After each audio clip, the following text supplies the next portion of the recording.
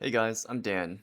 I'm the lead developer at P4 Studios, and welcome to this week's Clairvoyance Devlog. Let me show you something interesting I worked on. This week I created a new predictive enemy AI. The core mechanic of this game is that you can see what the enemy will do in the future. How I did this was that I made the future enemy queue up its movements, and then the real enemy executes those movements a split second later.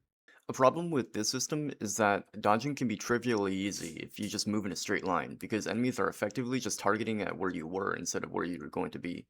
So I wanted enemies to aim at where they think the player is going to be instead of where the player currently is. My prototype was queuing the player's movements over the same delay, or delta t. At the end of the queue is where the player was delta t seconds ago. I subtract their previous position from their current position, and then I divide that by delta t for their average velocity. For the predicted position, you multiply average velocity by the delta t.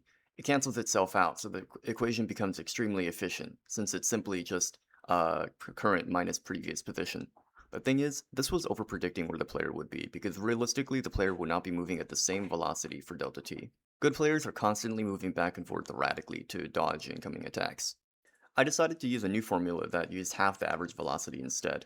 This proved to be far better for gameplay, pressuring the player more to adapt on the fly rather than just moving in a straight line.